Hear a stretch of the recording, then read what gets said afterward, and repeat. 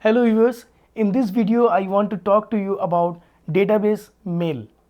So did you know that your database SQL database engine can send email?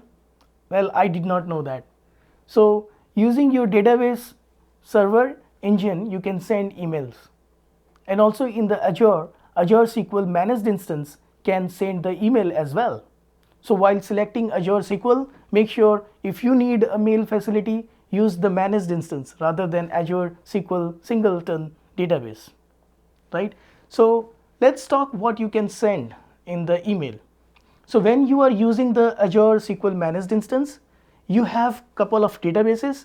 You can query all the databases, or you can query a single database and get the result out of it and attach in the email and send it to your friends. You can also send an attachment which is a file that can be that can come from any resource in your virtual network of your Azure virtual network. So overall, basically we are saying you can send a proper email from your database server itself. There could be many scenarios where you want to query database and just get the raw data and send it to the developer so that he can look at it, or send it to your DB admin.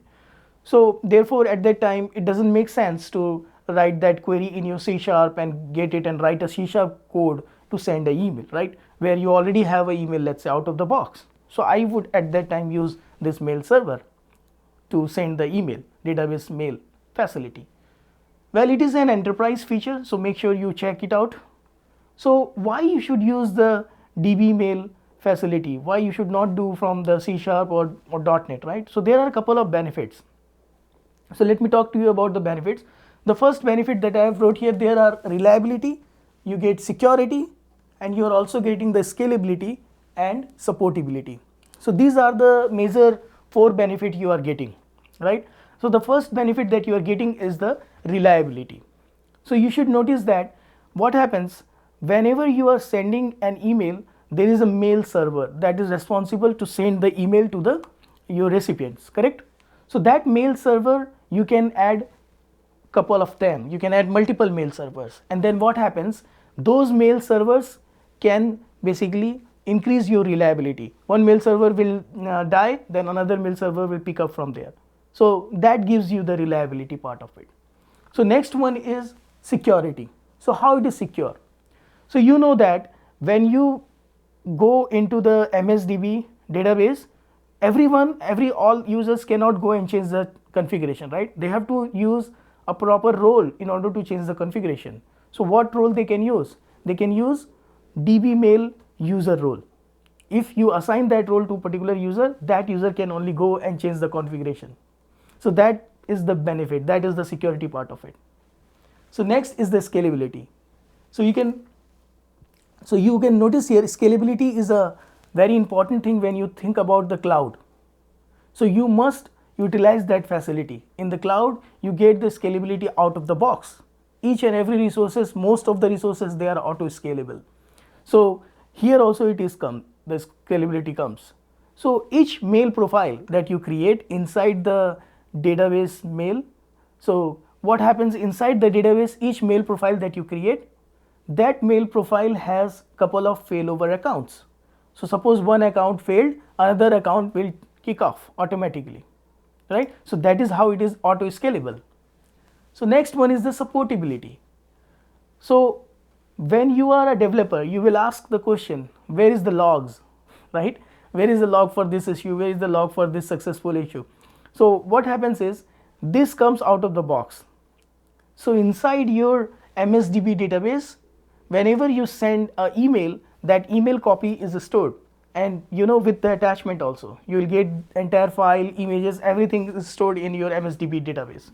Also, what happens, each and every activity is logged as well in the MSDB database. So you get activity log, you get the copy of your email. So suppose somehow if email doesn't go to the recipient, you can always trigger the queue to again send that email because it is already in your MSDB database. And you can check the logs also, like called as activity log, right? So this is how I would say these are the major benefit, and because of that you should consider using it. So what happens is, you can try using the database mail instance, database SQL managed instance rather than the SQL database, like I said, because in Azure SQL database is a singleton, or you can use elastic pool. But if you are using the elastic pool to just improve the performance of your single database, there you will not get this facility. It's just a single database that you are running. But I would recommend using managed instance, where you can have a couple of more databases and you can also enjoy this facility. So let's try to understand the Dbmail architecture, how it works. Well, so it works with queued architecture and it uses the service broker technology. So let me explain you each and every component of that architecture, and then we will learn how they work, how they connected. So have a look in this diagram that I have in this board. I have used couple of colors so that you can distinguish the components. So the blue color, this cylinder, is the database. That is your MSDB database, correct? This MSDB database is already present in your server, SQL server, in your Azure SQL server managed instance. Then in this database you have two different kind of objects which are present. The first one is called as the messaging object, and the next one is called as the configuration and security object. So it is the part that I was talking about, that none of the user directly go and configure, right? There has to be a user who has a role called as DB mail role, and that user can configure.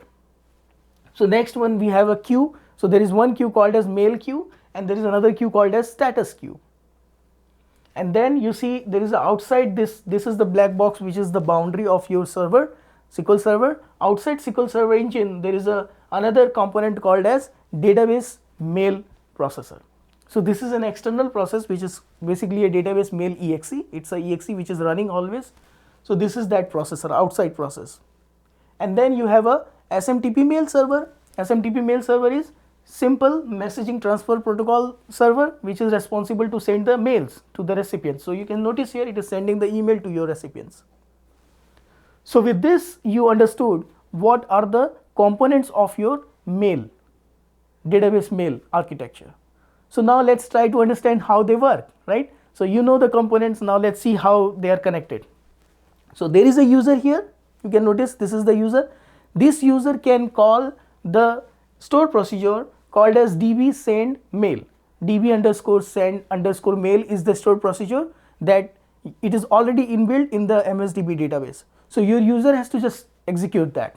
So whenever this user executes this store procedure, this will activate your messaging object, and this messaging object is basically now activated and it can now send the email, right? So how it will send the email? This messaging object will insert an item into the mail queue. As soon as mail queue receives an item into its queue, it will activate the external process, and then external process will receive that mail information. It will read the information of the mail and it will send that to the SMTP server.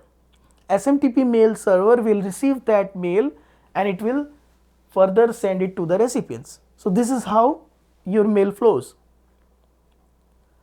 Well, while it is getting the message inside the queue, at the same time the same message is also stored as a record inside the MSDB database, and this is how you keep the record of your mail, and that is also automatically happening. So when this db send mail executes, it inserts the record in the mail queue, and then at the same time it creates the record into the MSDB database. So where is the activity log and where is the status log, right? So what happens, this external process which is running here, this red color box, whenever it will send the mail to the SMTP mail server, it will have a send operational result. So what happened to the send operation, whether it is pass or fail. So that result it will take and it will insert it into the status queue. So status queue where you get the status of your db send. So whether this send operation pass or failed. And here you store the results in the queue, and all the activities are getting logged in the MSDB as well. And next thing is the secure configuration and security object. So like I said, this is the object where you can this can activate the mail queue and it will configure. So here there is a scalability things which is coming and the reliability thing is coming, right? So reliability part comes from this SMTP mail server. So this external process cannot just send one SMTP mail server, it can send to multiple SMTP mail server. It could be many if you have a lot of mails to send. So here you can basically rely on couple of more SMTP mail server, one dies, another is up and running. Another thing you should notice that this is the database mail server and this external process is outside. So suppose your external process is not working, it is failing, it is stopped. Still you can send emails because your database server that you have, it has its own queue, the mail queue. So as soon as you execute the store procedure, your mail is stored in MSDB database, also it is inserted into this queue, right? And whenever what happens, whenever that fail process which is not running right now, whenever it is up, it will start pulling the messages and it will send the email, or you can have couple of more processes running here. But basically we are trying to understand that your mail process which is actually responsible of sending the email to the mail server is outside your database server engine. So this gives a lot of benefit that your basically database server engine is not impacted by this failure because they are a separate process. So this also gives another benefit that your database server engine is not impacted while you are sending email. It is very highly performant. So you should not bother about that, okay, if I am using the mail then my server will take more compute. No, your database servers will not take more compute because we are just using one facility to insert the mail into the queue, and then rest is happening from the other compute areas. So I think this is the overall architecture of this Dbmail. I hope you have understood and enjoyed this session, and if you have any thoughts or feedbacks, feel free to write into the comment box, and I will see you in my next video. Thank you for watching this video till the end. Thank you.